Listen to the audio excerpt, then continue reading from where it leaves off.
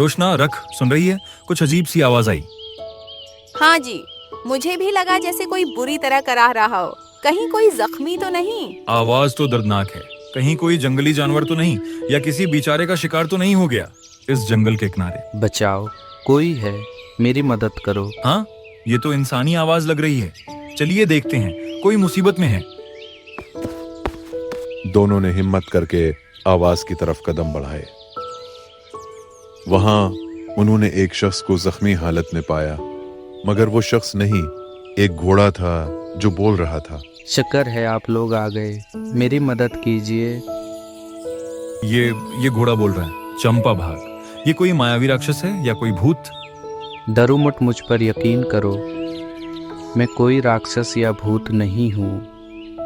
मैं बस एक मुसाफिर हूँ जो अपना रास्ता भटक गया है। तुम्हारी ये दुनिया मेरे लिए बिल्कुल अनजान है। मैं बहुत बीमार हूँ, मुझ में चलने की भी ताकत नहीं बच्ची। देखिए तो इसकी आंखें, इनमें कितना दर्द है। कोई राक्षस इतनी बेबसी से नहीं देख सकता। पहले मुझे अपने घर ले चलो। मुझे बस थोड़ा भोजन और सर छिपाने की जगह चाहिए। मैं तुम्हें कोई नुकसान नहीं पहुंचाऊंगा। ठीक है, घबराओ मत, तुम हमारे साथ चलो। जब तक तुम्हारा मन करे हमारे घर रहना, और जिस दिन तुम्हारा मन भर जाए या तुम ठीक हो जाओ, खुशी खुशी अपने घर लौट जाना। रोशनी सही कह रही है। अगर तुम मुसीबत में हो तो हम तुम्हें ऐसे मरता हुआ नहीं छोड़ सकते। आओ, मेरा सहारा लो।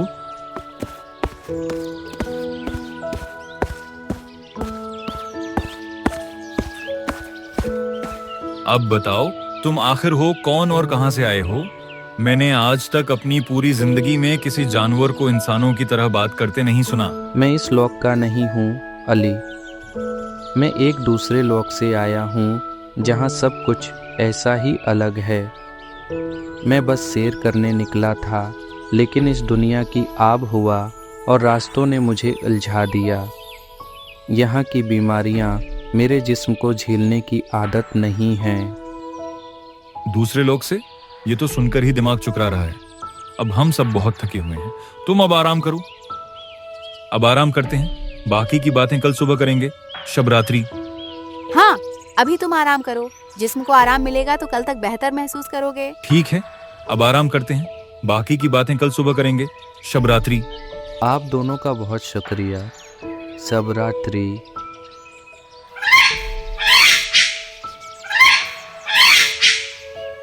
दूसरी तरफ गांव में माकरलाल, जो मोहन लाल का बाप था, अली से पैसे मांग रहा था। हो अल्लाह, बाहर निकल। बहुत दिन हो गए लूका छप्पी खेलते हुए। आज या तो मेरा पैसा निकलेगा या तेरे घर का सामान। महकरलाल जी, थोड़ा समय और दे दीजिए। फसल बस कटने ही वाली है, मैं पाई पाई चुका दूंगा। छिपकर बहुत हो गई तेरी नोटंकी। हर महीने यही राग उलापता है। अब मेरा सब्र खत्म हो चुका है। अरे ये घोड़ा कब लाया बे? इतना शानदार जानवर ये तेरे पास कहां से आया? वो मालिक, ये मेरे ससुराल वालों ने दिया है, अभी कल ही आया है। ससुराल वालों ने दिया है? वाह, किस्मत चमक गई तेरी। ठीक है, पैसा नहीं है तो ना सही। जब तक तू मेरा आधार नहीं चुकाता, तब तक ये घोड़ा मेरे पास रहेगा। उठाओ उसे। रखिए, आप इस घोड़े को हाथ नहीं लगा सकते। ये बीमार है, कहीं का नहीं रहेगा।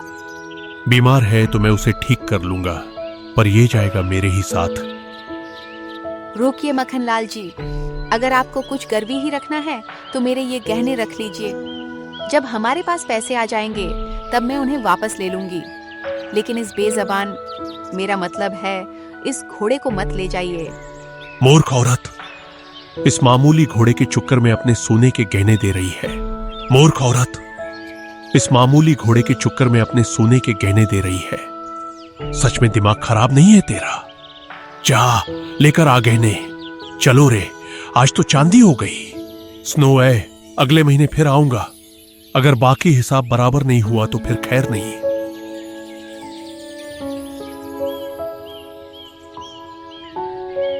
रोशना, ये क्या तूने? अपनी माँ की आखिरी निशानी भी दे दी। रोशना, तुमने मेरे लिए अपना सबसे कीमती धन त्याग दिया। मैं तुम दोनों की इस दयानतदारी को कभी बेकार नहीं जाने दूंगा। चुप कर पगले, एहसान कैसा? जब से तो हमारे घर आया है, मुझे ऐसा लग रहा है जैसे मुझे मेरा खोया हुआ बेटा मिल गया हो। तुम मेरे लिए सिर्फ एक घोड़ा नहीं, अब मेरे बेटे के समान हो। और एक माँ के लिए उसके बच्चे की सलामती के आगे ये सोना चांदी तो क्या, पूरी दुनिया की दौलत भी कुछ नहीं है। रोशना माँ, आपने मुझे बेटा कहकर जो दर्जा दिया है, इसका एहसान मैं अपनी आखिरी सांस तक नहीं भूलूंगा। मेरे लोक में वजनों की बड़ी कीमत होती है। आज से आपकी हिफाजत और आपकी खुशहाली मेरी जिम्मेदारी है। बात तो सही है रोशना, लेकिन मक्खनलाल अगले महीने फिर आएगा। अगर हमने उधार नहीं चुकाया तो वो हमें घर से निकाल देगा। घबराइए मत, जब अल्लाह ने साथ दिया है तो आगे भी रास्ता निकलेगा। चलो बेटा, अब बातें बहुत हो गईं, अब खेत चलने का वक्त हो गया है। अगर हम सब मिलकर मेहनत करेंगे तो फसल अच्छी होगी।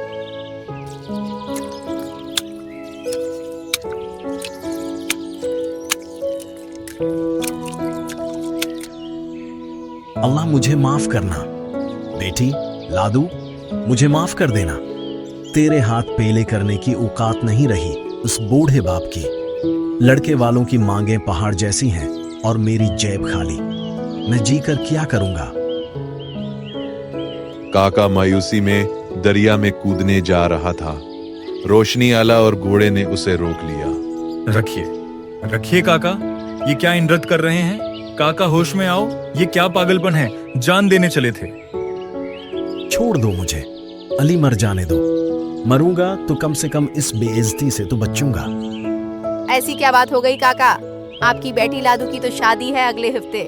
खुश होने के बजाय आप ये क्या कर रहे हैं? कैसी शादी रोशना? कल रात लड़के वाले आए थे, कहने लगे अगर दरवाजे पर चमचमाती बड़ी गाड़ी और हाथ में 5 लाख नकद नहीं दिखे तो बारात नहीं आएगी। मैंने उनके पैर पकड़े, गड़गड़ाया कि गरीब की इज्जत मत अच्छा लो, पर वो पत्थर दिल हैं। पर काका, शादी तो पक्की हो गई थी ना? हुई थी अला, पर अब वो लालच पर उतर आए हैं। गांव भर में शूर हो जाएगा कि लादू की बारात लौट गई। वो बेचारी तो जीते जी मर जाएगी। उससे अच्छा है कि मैं ही खत्म हो जाऊं। अल्लाह ने मेरे नसीब में सिर्फ गरीबी ही लिखी है। तो क्या वाकई इस दुनिया में लोगों के लिए जान से ज़्यादा वो कागज़ के टुकड़े ज़रूरी हैं? उरे बाप रे, ये घोड़ा बोला। अली, ये क्या माया है? क्या मैं सच में मर गया हूँ और यमराज का घोड़ा मुझसे बात कर रहा है? नहीं काका, शांत हो जाइए, आप जिंदा हैं। ये चमत्कार है, ये घोड़ा बोल सकता है। ए अल्लाह, बोलने वाला घोड़ा, क्या मैं पागल हो गया हूँ? शांत हो जाइए काका, आप पागल नहीं हैं। मैं आपकी मदद कर सकता हूँ। घोड़े ने मुंह से एक थैली निकाली और काका के आगे रख दी। काका, ये लीजिए, इसमें आपकी बेटी की शादी और आपकी पूरी जिंदगी के लिए काफ़ी धन है। जाइए, अपनी बेटी के हाथ शांति से पीले कीजिए। ये सच है, मैं कोई सपना तो नहीं देख रहा। बेटा, तुम जो कोई भी हो, मेरे लिए साक्षात भगवान हो। रखिए काका, एक शर्त है। अगर आपने किसी को भी बताया कि ये पैसा कहाँ से आया या मेरे बोलने की सच्चाई किसी को भी पता चली, तो इसी पल आपकी बेटी वधवा हो जाएगी। याद रखिएगा, ये राज ही रहना चाहिए। नहीं नहीं, मेरी जबान कभी नहीं खुलेगी। मैं अपनी बेटी की खुशियों पर कभी आंच नहीं आने दूंगा। आपका ये एहसान मैं कैसे चुकाऊंगा?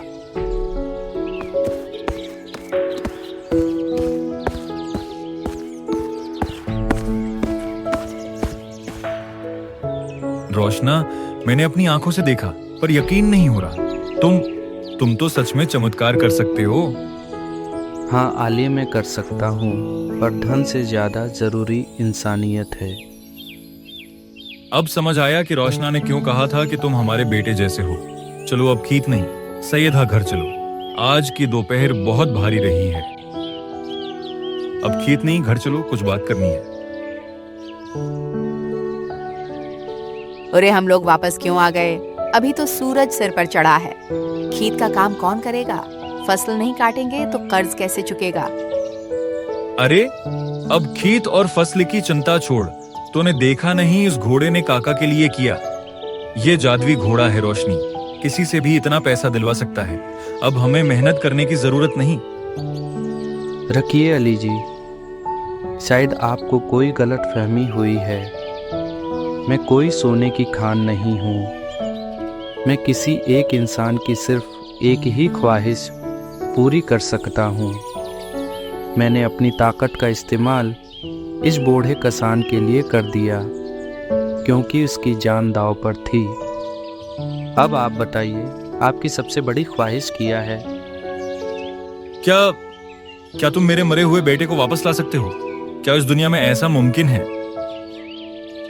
रखिए, मुझे अपनी देवी दृष्टि से देखने दीजिए कि क्या इस पृथ्वी पर ऐसी कोई जगह है जहां से मरे हुए लोगों की रूह को वापस लाया जा सके। पमनेलगरी शिखरवासम, पाताल लोक द्वार रखस्कम। रास्ता मिल गया है। हमें सधोकसीन में वाका नीलगिरी प्रोच जाना होगा।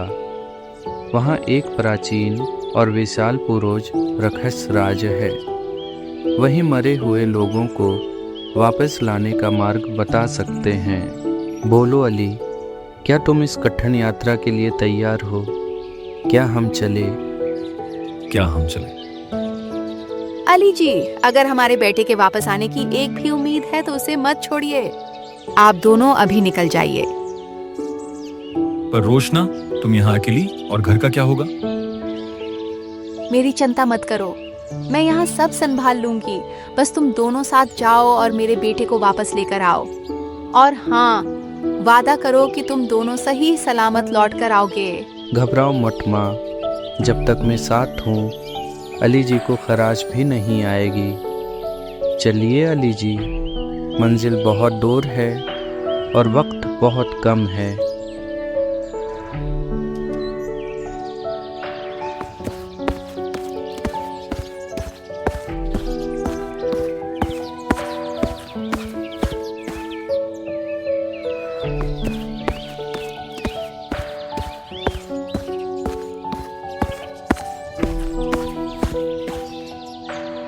रख जाओ भाई। भाई, अब मुझसे एक कदम भी नहीं चला जा रहा। पांव जवाब दे रहे हैं और गला सूख कर कांटा हो गया है। नीलगिरी अभी कितनी दूर है? अली जी, हिम्मत मत हारिए, पर मुझे कुछ ठीक नहीं लग रहा। मैं सोंग कर बता सकता हूँ कि यहाँ हुआ में जहर है। यहाँ कोई ऐसी काली ताकत है जो नहीं चाहती कि हम आगे बढ़ें। सामने एक खौफनाक डाइन खड़ी थी। हाँ, बहुत जानकार जानवर है रे। तो मेरी खुशबू पहचान गया। क्या लचीला और कोमल मांस होगा तेरा। और ये बूढ़ा इंसान, इसकी हड्डियां चबाने में तो बड़ा मजा आएगा। क्या लचीला और कोमल मांस होगा तेरा। और ये बूढ़ा इंसान, इसकी हड्डियां चबाने में तो बड़ा मजा आएगा। अरे बाप रे, ये क्या बोला है?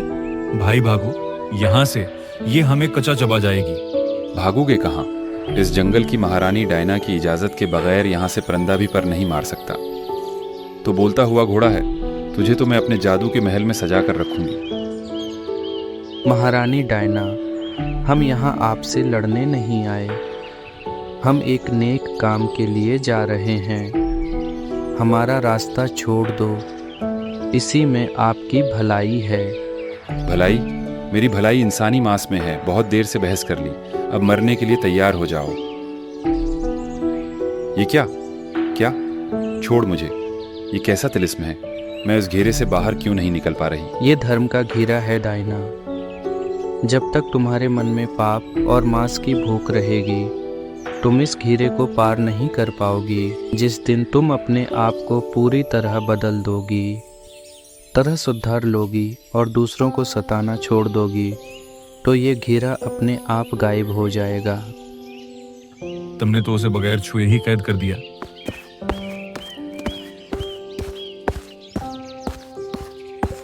अबे वापस आ, मुझे यहाँ अकेले मत छोड़, बचाओ।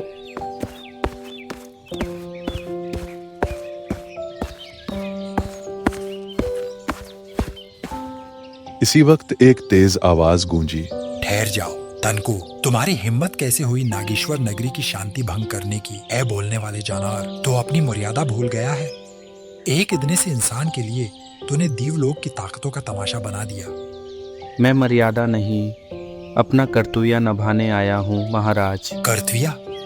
इस दो पैरों वाले जीव के लिए मेरे अवा घोड़े तो मूर्ख है। ये इंसान वही प्रजाति है जो अपनी कुल्हाड़ी की धार तेज करने के लिए मेरे भाइयों को काट डालते हैं। ये तुम्हें प्यार नहीं करते, ये सिर्फ तुम्हारी ताकत का इस्तेमाल करते हैं। आज तो उसके काम आ रहा है तो ये तुझे बेटा कह रहा है, कल तो लंगड़ा हो जाएगा तो यही जगदीश तुझे सड़क पर छोड़ देगा। छोड़ उसे और अपने लोग वापस जा, वरना मैं तुझे यहीं राख कर दूंगा। आप मुझे डरा नहीं सकते। मैंने रोशनी माँ की आंखों में वो ममता देखी है जो इस सृष्टि में सबसे बड़ी ताकत है। अगर इंसान में बुराई है तो इनमें दिया भी है। मैं उनके लिए राख होने को भी तैयार हूँ। और तो है लालची इंसान, तो यहाँ अपने बेटे के मुंह में आया है या उस घोड़े की जादुई ताकतों का फायदा उठाने? सच बोल, अगर तो अभी उस घोड़े को यहीं छोड़ दे तो मैं तुझे दुनिया का सबसे अमीर आदमी बना दूंगा। इतना सोना दूंगा कि तेरी 7 पीढ़ियां राज करेंगी। क्यों एक जानवर और एक मर चुके बच्चे के लिए दर भटक रहा है? बोल, क्या चाहिए, सोना या ये घोड़ा? वृक्षराज, आप मुझे भड़काने की कोशिश मत कीजिए। आपका सोना मेरे किसी काम का नहीं। अगर मेरा परिवार मेरे साथ ना हो, ये घोड़ा मेरा हमसफर है, मेरी जान है। और मेरा बेटा, वो मेरा लालच नहीं, मेरा कलीजा है। मुझे आपका खजाना नहीं चाहिए, मुझे मेरा बेटा और उस घोड़े का साथ चाहिए। हम तुम दोनों परीक्षा में पास हुए। तुम्हारा इरादा नेक है और तुम दोनों का जोड़ सवारी से ऊपर है, लेकिन नागेश्वर नगरी के द्वार पार करने के लिए तुम्हें मेरी दूसरी परीक्षा, बुद्धि परीक्षा से गुजरना होगा। तुम दोनों को एक सवाल का जवाब देना होगा। अगर गलत दिया तो पत्थर के बन जाओगे। पहला सवाल तुझसे वो क्या है जो रोशनी में तुम्हारा साथ देती है पर अंधेरा होते ही साथ छोड़ देती है? परछाई महाराज। दूसरा सवाल, वो क्या है जो बीमार नहीं होती फिर भी उसे गोली दी जाती है? बंदूक महाराज। अद्भुत, साहस के साथ बुद्धि का मेल दुर्लभ है। तुम दोनों ने साबित कर दिया कि तुम इस जादुई दुनिया के रहस्य जानने के हकदार हो। जाओ, वो सामने दिख रही सुनहरी गुफा ही तुम्हारी मंजिल है।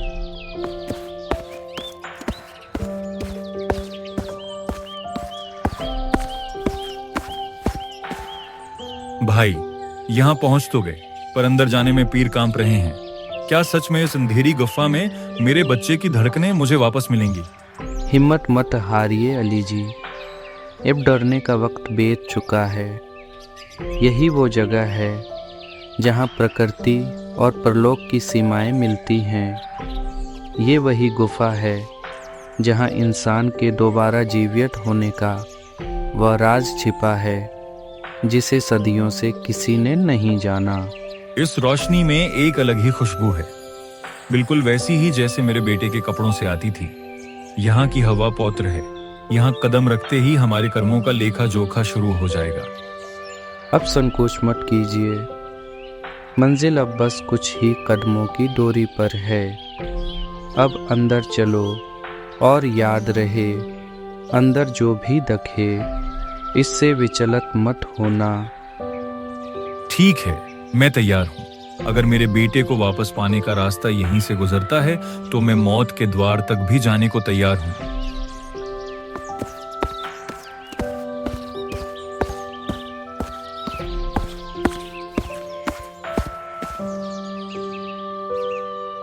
ये क्या भाई, हम इतनी दूर इतनी मुश्किलों को पार करके यहाँ आए और यहाँ सिर्फ एक कांच का टुकड़ा है। क्या ये आईना मेरे बेटे की जान वापस लाएगा? ऐसा नहीं हो सकता। ठहरिए अली जी, जल्दबाजी मत कीजिए। ये कोई मामूली कांच नहीं, ये तरकाल जादुई आईना है। हमारे हर प्रश्न का इत्र इसी के पास है, लेकिन अभी ये सपत वसंता में है। इसे जागृत करना पड़ेगा, तभी ये हमसे बात करेगा। कौन है जिसने मुझे योगोबाद पुकारा है? बोलो, पहले अपनी पहचान बताओ, तभी मैं तुम्हारे सवालों के जवाब दूंगा। मैं अली हूँ, एक साधारण किसान जो अपने मरे हुए बेटे की भीख मांगने आया है। और तो है देवी घोड़े, तो कौन है? मुझे अपना नाम और लोग तो याद नहीं, पर इतना पता है कि मैं एक माँ का बेटा हूँ, इस बाप का साथी हूँ और एक भाई की हिम्मत हूँ। अद्भुत, तुमने अपनी आत्मा की पहचान बताई है। तुम्हारी इस सच्चाई से मैं बहुत खुश हूँ।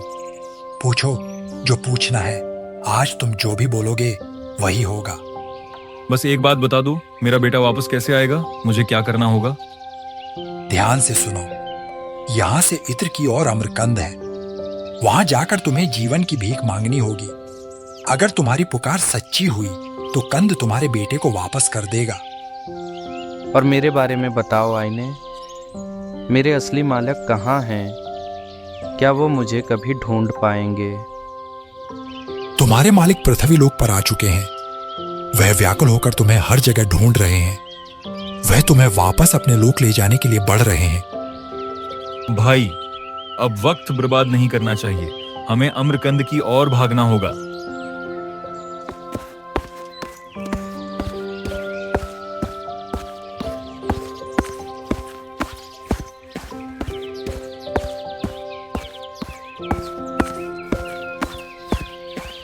एक रोशनी चमकी और साया हुआ में तहलील हो गया।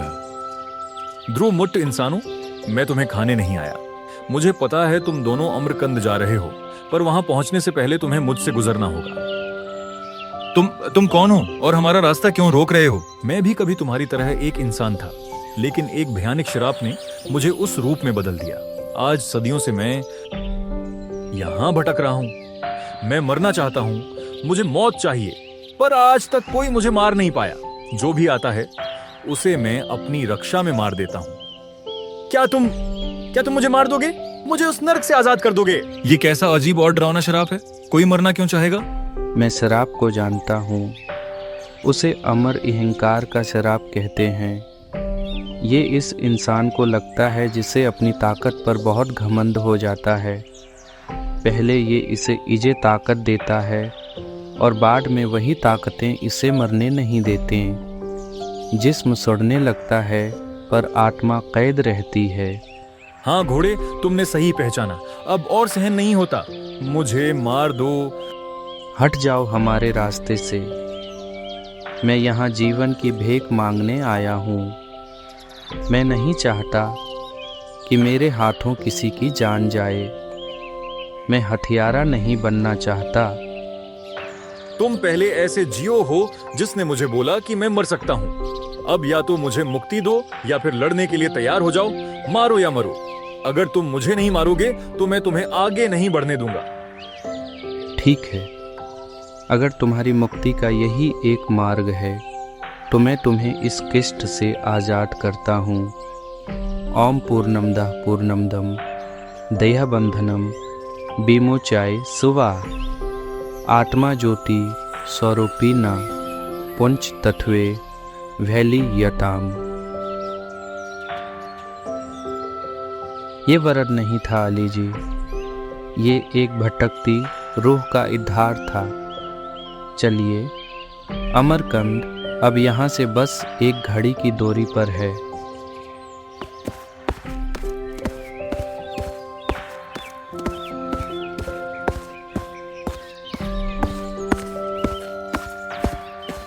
है अम्रकंद के रक्षक, बाहर आओ।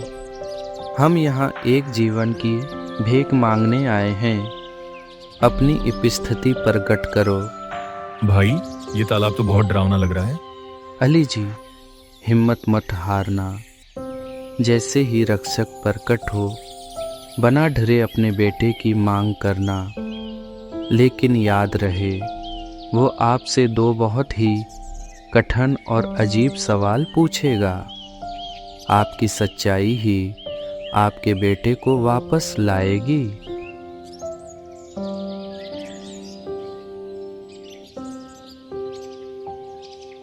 कौन है जो मेरी नदरा भंग कर रहा है? एक इतना सा इंसान और एक परलोक का प्राणी। बोलो, क्या चाहिए? है नागराज, मैं एक बेबस पिता हूँ। मेरे बेटे की इसी समय मृत्यु हो गई है।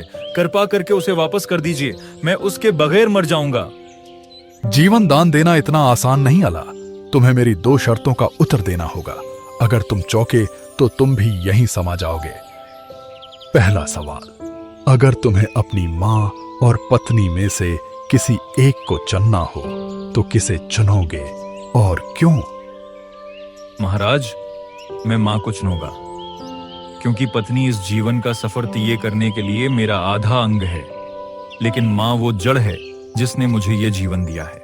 पत्नी के बगैर मेरा संसार अधूरा होगा, पर मां के बगैर मेरा अस्तित्व ही संभव नहीं होता। जड़ रहेगी तभी तो शाखें पनपेंगी। अब दूसरा सवाल, यदि तुम्हारे बेटे को जिंदा करने के लिए इस घोड़े का, जो तुम्हारा साथी है, गला काटना पड़े तो क्या तुम मंजूर होगे और क्यों? नहीं महाराज, मुझे ये मंजूर नहीं। मेरा बेटा मेरा कलीजा है, लेकिन ये घोड़ा मेरा धर्म और विश्वास है।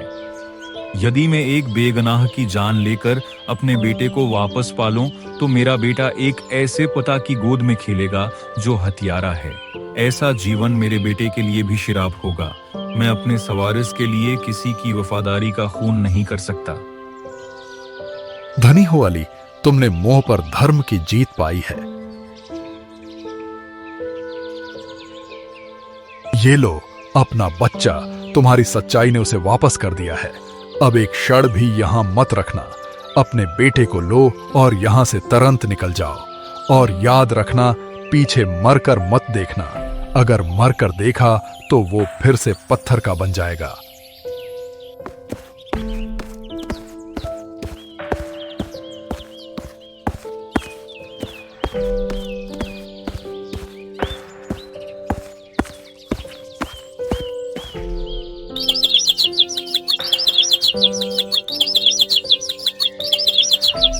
मेरा बेटा, ये मेरा बच्चा है छठी मियाँ। क्या मैं सपना देख रही हूँ? मेरा लाल तो वापस आ गया। अली जी, आपने तो चमत्कार कर दिया। मेरी सोनी गोद फिर से भर गई। ये मैंने नहीं किया रोशनी, इस घोड़े ने किया है। अगर ये साथ ना होता तो आज मैं भी ना होता और ना हमारा बच्चा। बेटा, आज तूने साबित कर दिया कि तू सिर्फ इस घर का हिस्सा नहीं, हमारा रक्षक है। तूने मुझे जो खुशी दी है, उसके आगे ये दुनिया की सारी दौलत कुछ भी नहीं। तेरा ये एहसान मैं कैसे उतारूंगी? माँ, आपने मुझे बेटा कहा था, बस वही मेरा इनाम है। आज इस घर की खुशियाँ देखकर मेरा सफ़र सफल हो गया। रोशनी, अब बस आज जितनी बातें और जितना सफर हुआ है, उसे सहने की ताकत अब बची नहीं है। मेरा रोम रोम दिख रहा है और नींद मेरी आंखों को खींचे जा रही है। हाँ जी, आप बहुत थक गए हैं। जाइए, अब आराम कीजिए। भाई, तुम भी आराम करो। आज की रात सुकून की रात है। कल सुबह उठेंगे तो नई शुरुआत करेंगे। कल ढेर सारी बातें करेंगे कि अब आगे क्या करना है। अभी के लिए मुझे सोने दो।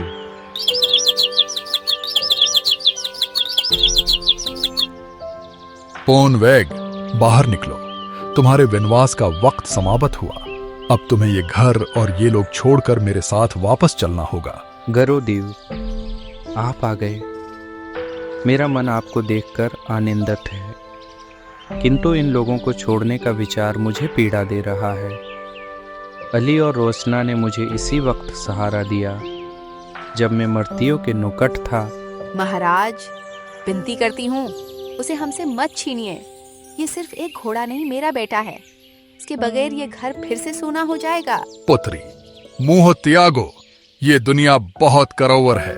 ये स्थान उसके रहने योगी नहीं है। अगर दुनिया को पता चला कि ये घोड़ा बोल सकता है और उसमें दैवी ताकतें हैं, तो लालची लोग उसका जीना मुश्किल कर देंगे। उसे सुरक्षित रहने के लिए मेरे साथ दीवलोक चलना होगा। बेटा, तुमने कहा था कि ये सब की एक ख्वाहिश पूरी कर सकता है। क्या मेरी ख्वाहिश पूरी नहीं होगी? बोलो माँ, क्या ख्वाहिश है तुम्हारी? मेरी ख्वाहिश यही है कि तुम हमेशा मेरे साथ रहो, मेरे बच्चे की तरह। मैं तुम्हें खोना नहीं चाहती। गरोडीव, रोशनी माँ ने अपनी सबसे कीमती चीजें मेरे लिए दाव पर लगा दी थीं। आज मैं अपनी सबसे बड़ी ताकत का तर्क करता हूँ। आप मेरी आवाज़ ले लीजिए, मेरी बोलने की ताकत छीन लीजिए, लेकिन मुझे यहीं रहने दीजिए। मैं एक आम घोड़ा बनकर उनके साथ रहूँगा ताकि किसी को मेरी हकीकत का पता न चले और मैं महफूज भी रहूं। बेवकूफ, तो अपनी अलही आवाज का तर्क एक आम इंसान के लिए कर रहा है, तो फिर कभी नहीं बोल पाएगा, कभी अपना दर्द नहीं सुना पाएगा। मुझे मंजूर है महाराज। माँ की मोहब्बत के आगे जन्नत की जबानें भी फेंकी हैं। ठीक है, जैसी तुम्हारी मर्जी। मैं तुम्हारी आवाज ले जा रहा हूं। आज से तुम एक गूंगा जानवर हो। मैं जा रहा हूं, लेकिन याद रखना, जब भी कभी कोई बड़ी मुसीबत आए और तुम मुझे पुकारोगे, मैं वापस आ जाऊंगा। अलविदा।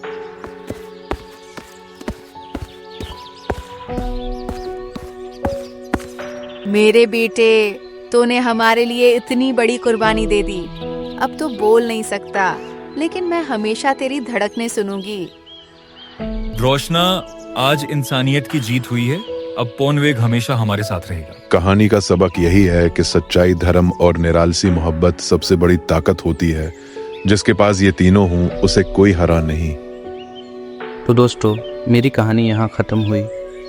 मैंने रोशनी माँ और अली जी का साथ चुना, मौसीकी, क्योंकि मोहब्बत से बड़ा कोई जादू नहीं होता। लेकिन जाने से पहले एक बात तो बताओ, आप लोग मेरी ये जादुई सफ़र दुनिया के किस कोने से देख रहे हो? मुझे बहुत खुशी होगी ये जानकर कि मेरी कहानी कहाँ कहाँ तक पहुँची है।